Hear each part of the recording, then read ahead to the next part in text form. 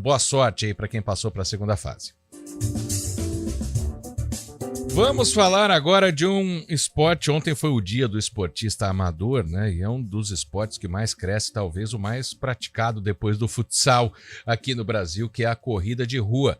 Nós estamos ao vivo aqui no estúdio CBN com o Dr. Pedro Jaqueto, que é ortopedista do Hospital PUC Campinas. Dr. Pedro, boa tarde, seja muito bem-vindo. Boa tarde, Guarizo, muito obrigado pelo convite. Vamos tentar elucidar aqui algumas questões para os nossos ouvintes.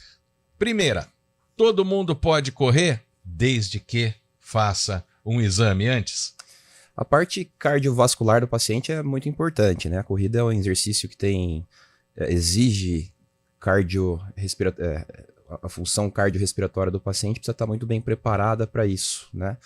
Se for um paciente que ele é um paciente novo, nunca teve nenhuma queixa cardiovascular, ele pode começar a correr, claro. E óbvio que se tiver alguma queixa, esse paciente deve buscar algum médico para tentar fazer algum diagnóstico que possa vir a correlacionar com alguma disfunção cardiorrespiratória. Doutor, e aí a gente fala dos benefícios da atividade física, porém a corrida, ela desgasta, tem muito impacto no joelho, na planta do pé, né? Queria que nessa parte, né, ortopédica, quais cuidados as pessoas que vão correr devem tomar?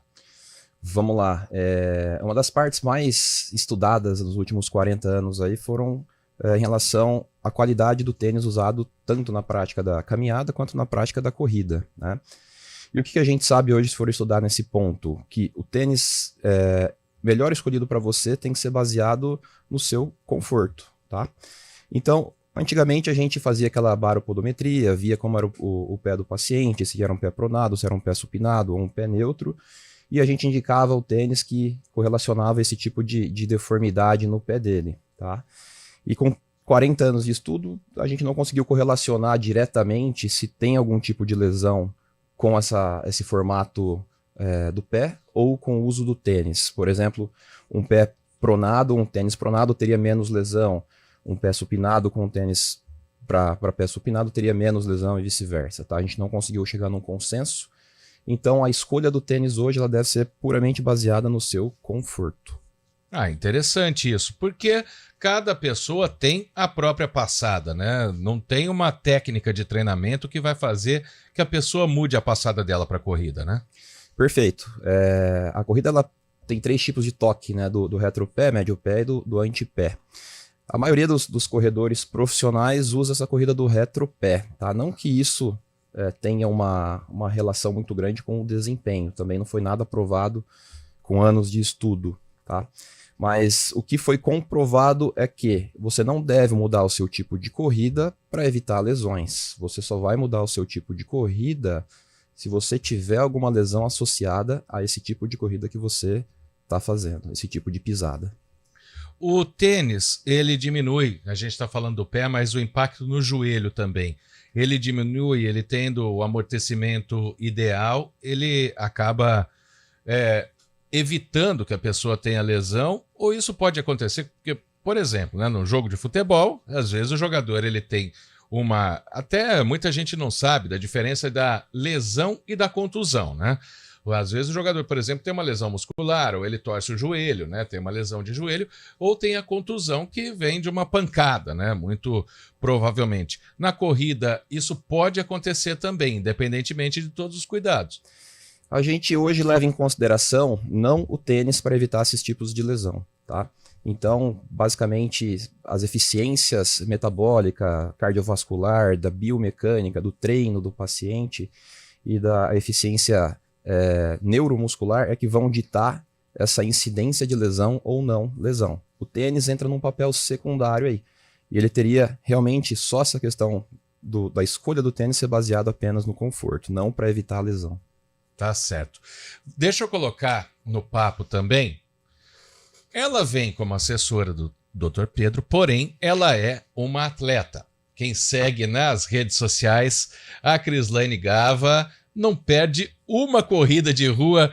Ô Cris, então você está à vontade para falar desse assunto aqui com a gente, né? Boa tarde, em primeiro lugar, seja bem-vinda. E quais são os cuidados que você, como atleta amadora, toma, né, para participar de tantas corridas? Boa tarde, obrigada pelo convite. Ah, Guariz, amo corrida, né? Eu falo que é o bichinho que morde a gente e nunca passa, né?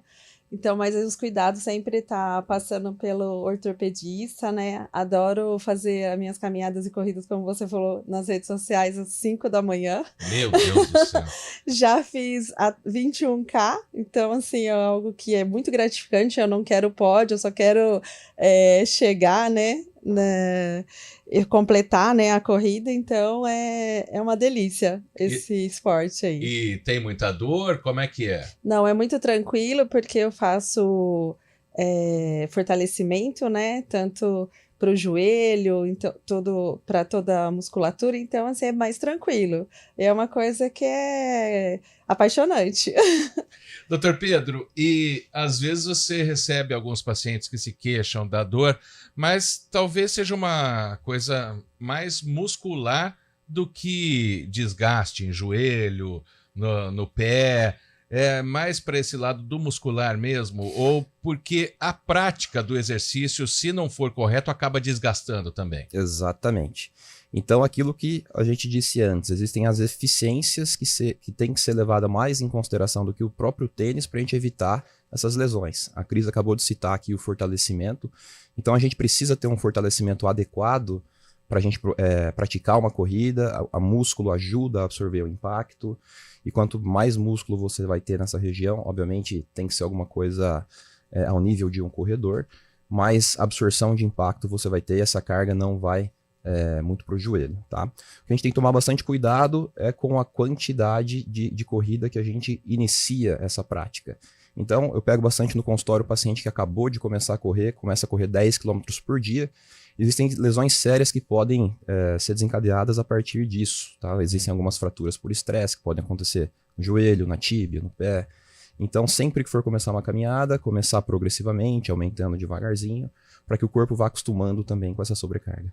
Ô Cris, e agora a gente não falando da questão dos joelhos ou do pé, que você talvez não tenha tanta dor assim, mas a questão de você fazer um aquecimento, né? Porque se não alongar, aí acaba complicando bastante, né? E tem o alongamento antes e o alongamento depois, né? Dessa rotina que eu queria que você falasse, né? Não só quando participa de prova, mas quando você treina também, né? Sim, isso é muito importante, né? Como você está falando, Guariz, é a questão de, antes de começar a sair correndo, a gente tem que aquecer. Então, eu sempre começo por uma caminhada. Então, o pessoal fala, mas você marca, a gente pode usar aquela questão dos postes, né? 3 postes, a gente caminha, 3 corre. Então, aí vai aquecendo até o corpo estar aquecido para a gente seguir na corrida sem parar. Então, tem sempre também junto com a questão do alongamento. Então, isso é muito importante, isso evita muita lesão, doutor Pedro, porque o corpo tem que acostumar, né? Para que o atleta tenha. E outra coisa, não vai só fazer a corrida, ele tem que se preparar, ele tem que treinar, para que não só os músculos, mas os ossos também estejam prontos, né? Com certeza. Esse treinamento, obviamente, vai preparando aos poucos ali o nosso corpo, tanto a parte cardiorrespiratória, quanto a parte da biomecânica. O osso ele começa a ter uma absorção maior de cálcio para deixar aquele osso um pouco mais adequado para suportar as sobrecargas que podem ter eventualmente no joelho, tornozelo e assim por diante. E a questão também que a Cris citou, né? Começar com a caminhada também para o corpo e acostumando. Nosso corpo não é um carro que já pode sair na velocidade máxima, né? Perfeito. Em relação ao alongamento, também não há evidências científicas que o alongamento diminuiria o número de lesões. O que há de evidência científica é que o aquecimento diminuiria esse número de lesões. Então, pode fazer o alongamento sem problema nenhum, mas o que está indicado realmente com respaldo científico é o nosso aquecimento. O aquecimento, sem dúvida, tem que ser feito. E para a gente encerrar, né, Crislaine Gava, temos então no PUC 3D uma corrida de rua. Exatamente, nós temos um evento agora, 24, 25 e 26 de novembro, PUC 3D, que são 3 dias, o Hospital PUC Campinas mais a PUC Campinas está realizando com a organização da Noblu, que a gente tem a corrida de rua, que é a primeira corrida de rua no domingo, 7 horas da manhã. Eu vou acompanhar de lá pelo News Truck, né? Porque... Mas tá convidado a correr com a gente. Olha, Cris, se eu não fosse trabalhar, quem sabe, né? Mas tem a caminhada também, podemos aquecer. Eu tenho que me livrar de um vício muito ruim que me impede de correr, mas um dia eu ainda vou lá, porque eu adoro assistir corrida de rua, sabe? A Sim. São Silvestre, por exemplo, não perco uma. A Corrida Integração, assisti também a transmissão do Júlio Nascimento aqui na IPTV. Então eu adoro a corrida de rua, mas eu ainda preciso ter coragem para começar. Primeiro é largar essa porcaria, né? Que eu não aconselho ninguém. Mas... E também tem isso, né, doutor Pedro? A pessoa tem que ter atividade aeróbica certa, né? Quem é fumante, por exemplo, tabagista, se for correr, vai sofrer muito, né? O tabagismo aumenta muito o risco cardiovascular, né? E, obviamente, a gente sabe que a corrida é uma atividade que o desempenho cardiorrespiratório é bastante solicitado. E geralmente, num tabagista, esse sistema cardiorrespiratório está um pouco defasado, né? Então, a gente vai ter que tomar um pouco de cuidado. Claro que não é a sua especialidade, né? Que é a ortopedia, mas tem algum tempo, assim, por exemplo, se a pessoa parar de fumar para poder começar a fazer uma corrida, vai aos poucos, como é que faz? Não tem uma hora certa para você parar de fumar e iniciar a corrida, né?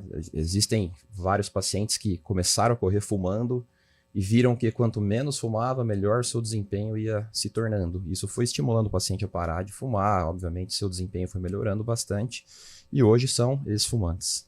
Ótimo. Doutor Pedro Jaqueto é ortopedista, né? E adorei as dicas aí para quem está correndo. Nada cientificamente é feito, provado ainda, né, nas questões que você trouxe aqui, mas é melhor prevenir do que remediar, né, sempre, né? Com certeza, prevenir é sempre melhor do que remediar. A Crislaine, por exemplo, vai muito no seu consultório? Não, né, porque ela já faz tudo certinho, né? Exatamente, a Cris é uma excelente paciente. Às vezes manda uma mensaginha ali, perguntando algumas coisinhas, mas...